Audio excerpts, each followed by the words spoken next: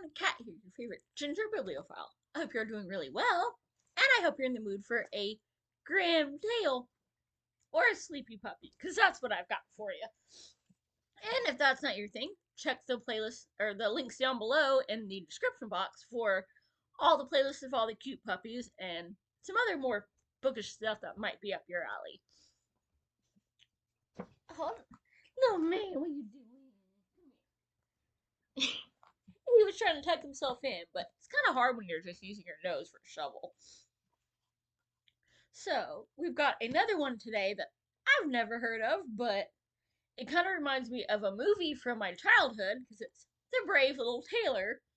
And I'm dating myself now, but this makes me think of The Brave Little Toaster.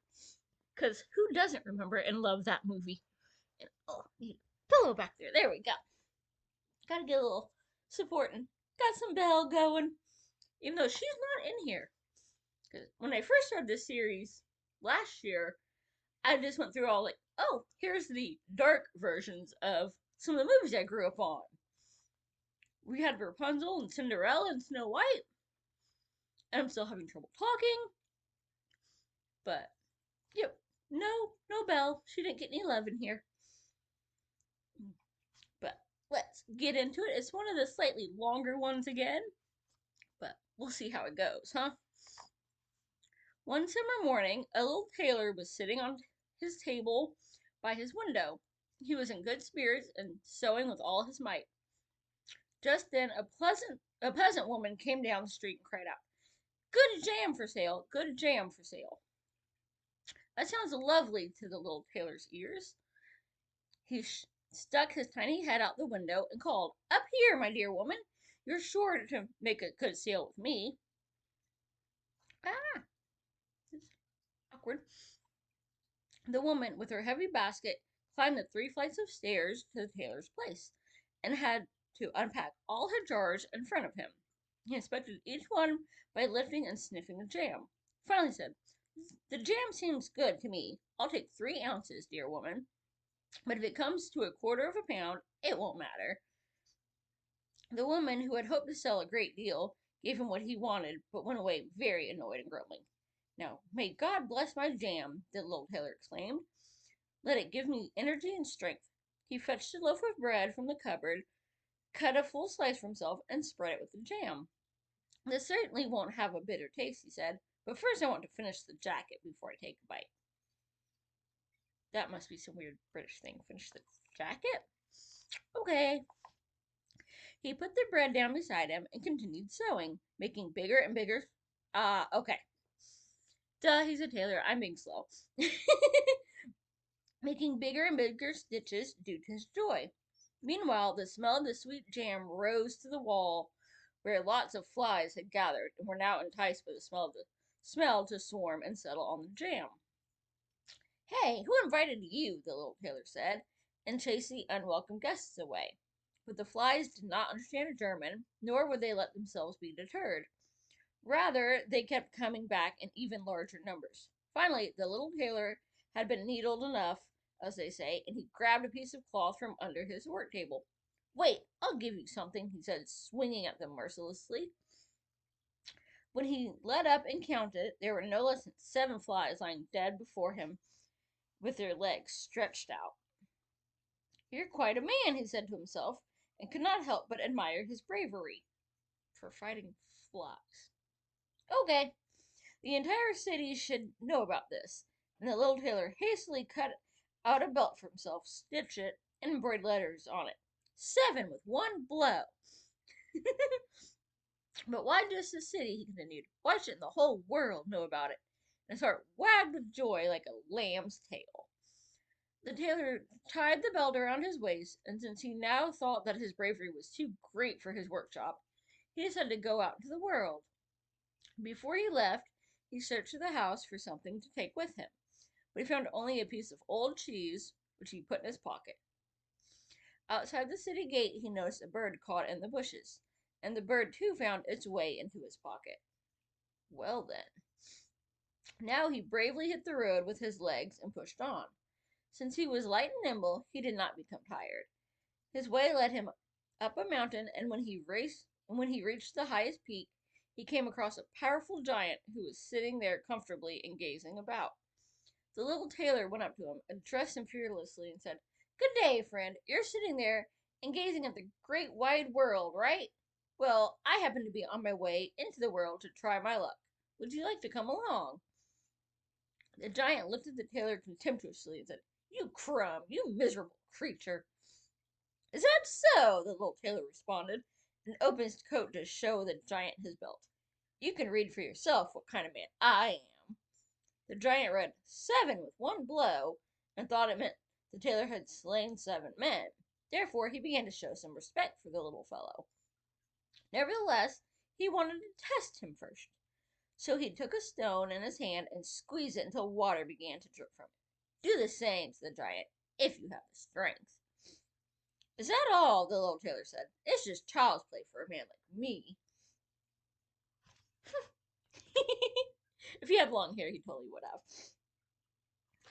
He reached in his pocket, took out the soft cheese, and squeezed it until liquid ran out. "That beats yours, doesn't it?" the tailor declared. The giant did not know what to say, for he could not believe that such a little man was so strong. Next, he picked up a stone and threw it so high that it could barely be seen with the naked eye. "Now you do the same, you midget." "That was a good throw," said the tailor, but even so, the stone had returned to the ground in the end. "Now I'm going to throw one that won't ever come back." He reached into his pocket, took out the bird, and threw it in the air. The bird was glad to be free and just kept climbing high in the sky and never returned. "How did you like that little show, friend?" the tailor asked. "You certainly can throw," said the giant. "Let's see if you can carry a decent load." The little tailor, he led the little tailor to a tremendous oak that had been cut down and was lying on the ground. "If you're strong enough, help me carry the tree out of the forest." "Gladly," answered the little man. "You take the trunk on your shoulder, and I'll carry the branches and the twigs. After all, they're the heaviest." The giant lifted the trunk onto his shoulder while the tailor sat down on a branch. Since the giant could not turn to look around, he had to carry the entire tree and the little tailor as well.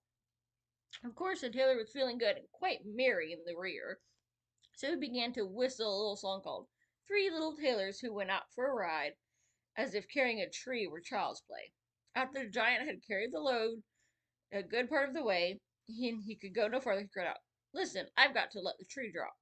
The tailor quickly jumped down, grabbed the tree with both his arms as if he'd been carrying it, and said to the giant, "You're such a huge fella, and yet you can't even carry the tree." "He's a sneaky little fella." They walked on together, and when they came to a cherry tree, the giant seized the top where the fruit was ripest. He bent it down, handed it to the tailor, and told him to eat some of the fruit. But the little tailor was much too weak to hold the tree top, and when the giant let go of it, the tailor was catapulted into the air. After he came down again, unharmed, the giant said, "What's this? Don't tell me that you're not strong enough to hold on to that measly twig." "Don't worry, I've got plenty of strength," the tailor responded. "Do you think that something like that is really difficult for a man who's slain 7 with one blow?" "I jumped over the tree because some huntsmen were shooting there in the bushes. Let's see if you can jump over it yourself." The giant tried, but could not make it over the tree. He got stuck in the branches, so the little tailor got the better of him once again. "Well, if you're such a brave fellow," the giant said, "come along with me to our cave and spend the night with us." The little tailor agreed and followed him. When they arrived in the cave, the other giants were still sitting by the fire, and each one had a roasted sheep in his hand and was eating it. The little tailor looked around and thought, It's certainly roomier in here than my workshop." The giant showed him to a bed and told him to lie down and have a good sleep. But the bed was too big for the little tailor, so he did not get into it, but crept into a corner of the cave. When midnight came and the giant thought the little tailor was sound asleep, he got up, took a large iron bar, and smashed the bed in two with one stroke, and thought he had put an end to the grasshopper. At dawn the next day, the giants went into the forest and forgot all about the little tailor. But all of a sudden he came walking along quite merrily and boldly.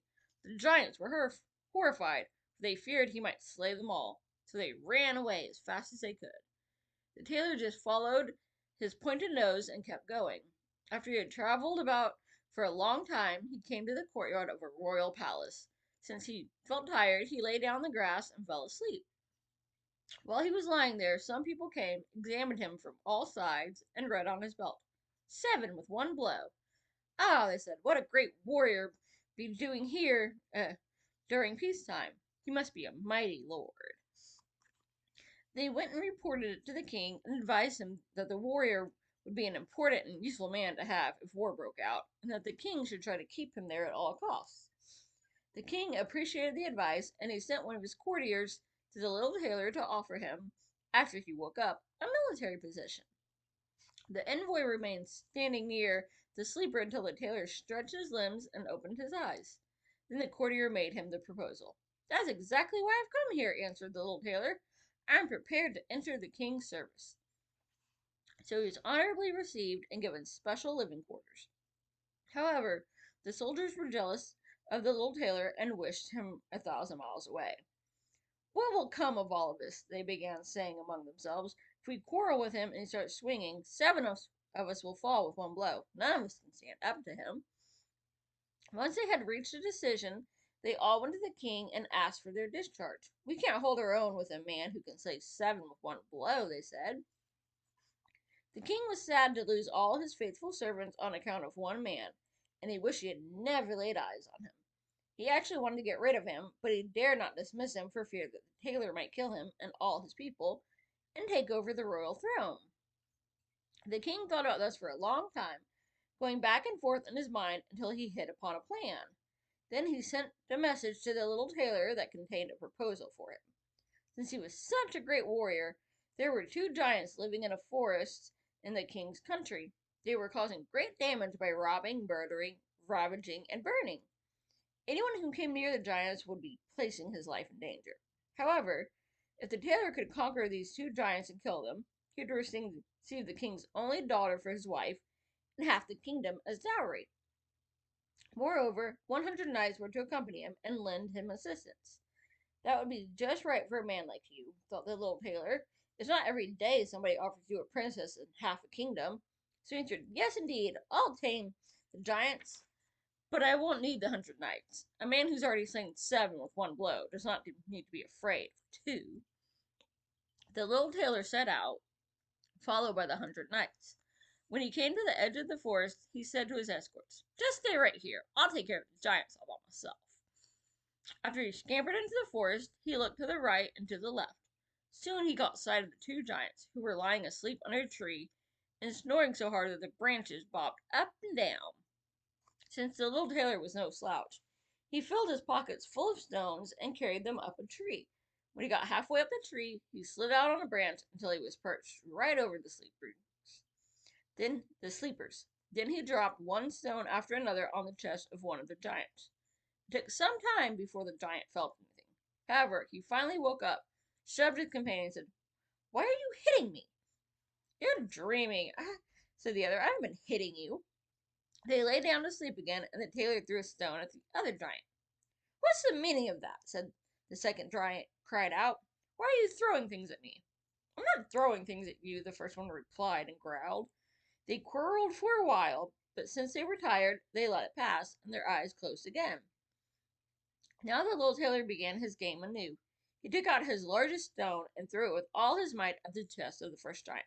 That does it, he screamed, jumping up like a madman, and he slammed his companion against the tree, so hard that it shook. The other giant paid him back in kind, and they both became so furious that they tore up the trees and beat each other for some time until they fell down dead. Then the little tailor jumped down from the tree. Lucky for me that they didn't tear up the tree I was sitting on, he said. Otherwise, I'd have had to jump like a squirrel from one tree to another. Still, a man like me is always nimble.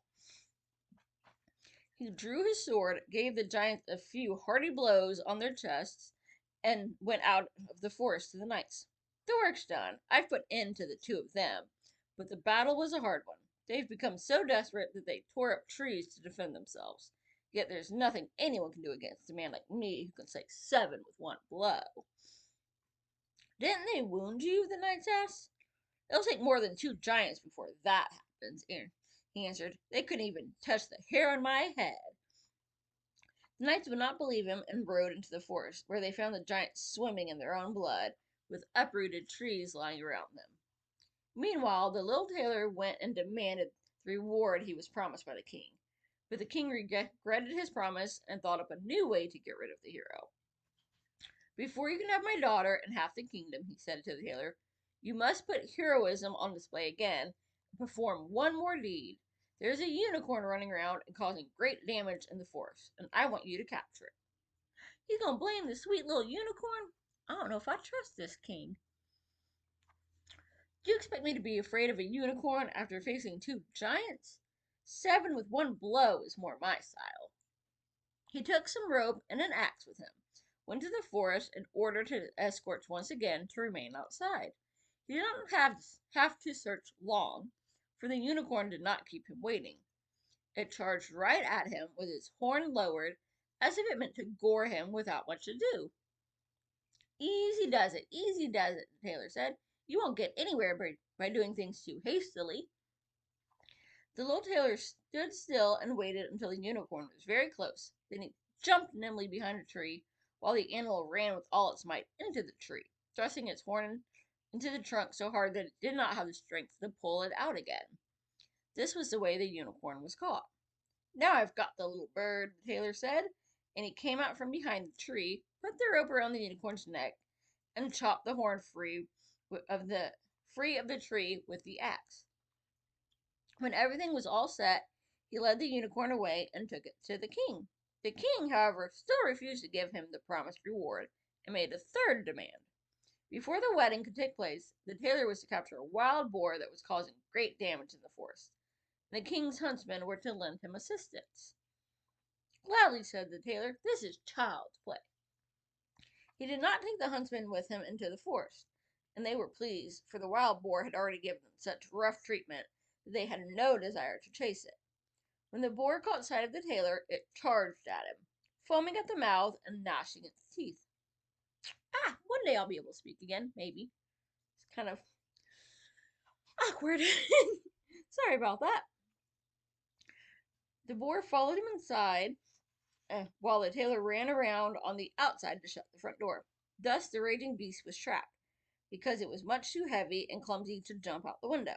The little tailor called the huntsman to see the prisoner with their own eyes, while the hero went to the king, who had to keep his promise this time, whether he liked it or not. So he gave the tailor his daughter and half the kingdom.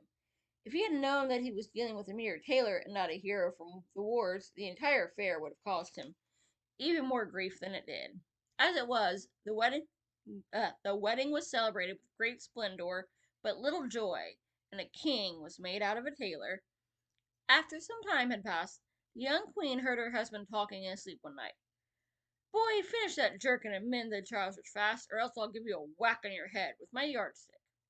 Now she knew the young lord was of humble origins, and the next morning she went to her father to complain and begged him to help her get rid of this husband, who was nothing but a tailor.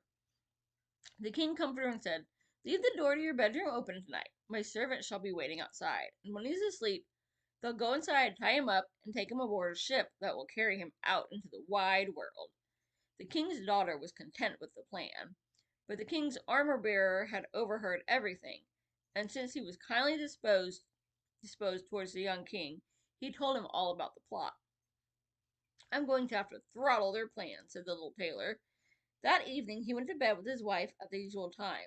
When she thought he had fallen asleep, she got up, opened the door, and returned to bed. The little tailor, who was only pretending to be asleep, began to cry out in a clear voice, Boy, finish that jerkin and mend those trousers fast. I'll give you a whack on the head with my yardstick. I have slain 7 with 1 blow, killed 2 giants, captured a unicorn, and trapped a wild boar. Do you think those fellows waiting outside my door could even scare me? When the men heard the tailor talking like that, they were petrified and ran off as if the wild host of hell were after them, and none of them ever dared to do anything to him after this. Thus the tailor reigned as king, and remained king for the rest of his life. That's actually a pretty good one. So you just gotta be smart and clever and trick a few folks, and hey, you get to rule the world. Or at least half of it. So that's where they learn to be sneaky and tell lies. So that was a fun one. And well, the next one would be Cinderella, but we've already read that one. So who knows what's going to be next week? Hopefully you enjoyed that, and I will see you soon. Bye. Happy reading.